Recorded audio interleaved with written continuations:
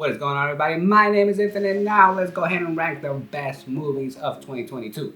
Number 10. I know it's cheesy, but come on, who doesn't enjoy a good Michael Bay movie? I think it's always a good time just watching all his movies with all his tropes, everything the craziness that Michael likes to do. So I'm gonna give it to Ambulance. Ambulance was just a fun popcorn movie that you get to enjoy. I mean, the dude just keeps the pacing going with his action. You don't care how stupid the dialogue is, how bad it is. You just want to see him blow some stuff up. Number 10, I'm gonna give it to The Menu. The Menu was one of those thrillers that I really like. It was such a good mystery. I had a really fun time. I just like how they incorporated the whole themes of foodies. It's pretty much kind of like a thriller, not so much a horror movie, but a thriller for foodies. All in all, it kept you guessing and was very, very enjoyable. Number 8 is gonna go to Death on the Nile. This was a big improvement for me as opposed to the Murder on the Orient Express. I was about to say Polar Express. It was a really fun mystery solving movie where you feel like you're the detective because throughout the whole movie, you're trying to put the pieces together. People keep dying left and right, and you're like, oh wait, I thought it was this guy or this girl, but then you start to solve it and you're like, yeah, I knew it was him. Number 7 is gonna go to The Unbearable Weight of Massive Talent. Nick Cage with Pedro Pascal just worked for me. They have such good charisma. They were really funny, especially Pedro Pascal just surprised me, completely shocked me how funny he could be.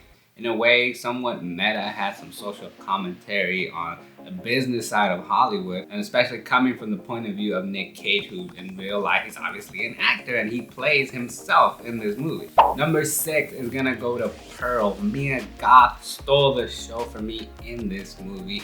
It's not so much a bloody horror movie as some expected. It has really more.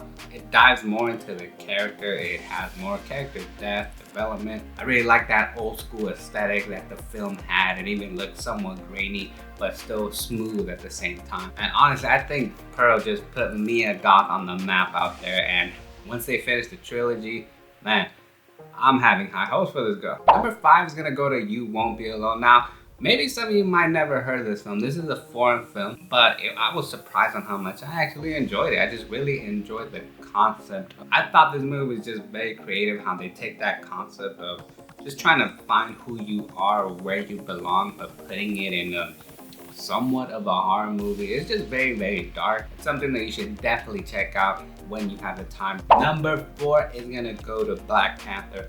Wakanda Forever. Wakanda Forever was definitely an emotional film. I was definitely relieved after watching it on how they handled it, especially after Chadwick Boseman's death. Man, my boy is gone. Because there were so many ways that this movie could have gone wrong, honestly, without having your main lead, the main star of the movie. Like, how do you do that? But Ryan Coogler and the team, they pulled it through, man. They got it done. And I'm really excited to see where the future of this franchise goes. Number 3 is gonna go to Violent Night.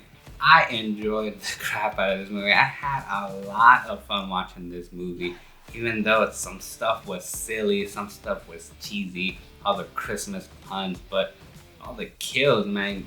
I never thought I would watch a movie where I'm like, man, I'm really enjoying Santa Claus killing some people. David Harbour as Santa Claus, man, that's the guy. You could not have chosen someone else more perfect than him. Number 2 is gonna go to Avatar: The Way of Water.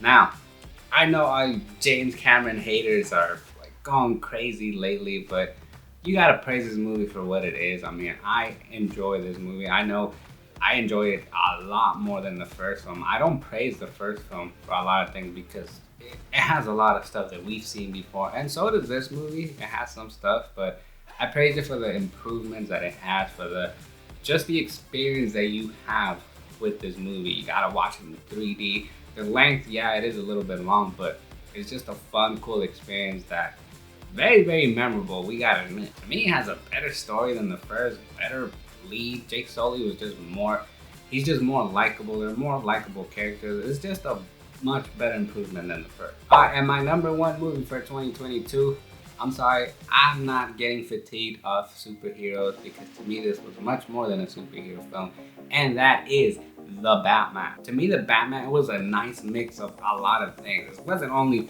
a superhero film, but it was also a very fun thriller, mystery, crime, drama, all these things, all these genres that I like mixed into one. Sure, I did feel the length of it a little bit, but at the end of the day, I just really enjoyed what Matt Reeves brought to the table. To me, it was a nice mix of Tim Burton's dark tone with a modern, realistic tone of today, but not as realistic as Christopher Nolan tone, so it was a nice sweet spot in the middle. Alright, so that was my list for the top 10, but that also means that there's top 10 worst. If you're watching this in the future, then that video is gonna be somewhere up here or in the link in the description. Don't forget to smash the subscribe button and turn that bell notification on so you won't miss out on when those videos will be published. Thank you guys so much for watching. Keep watching this channel and keep watching movies.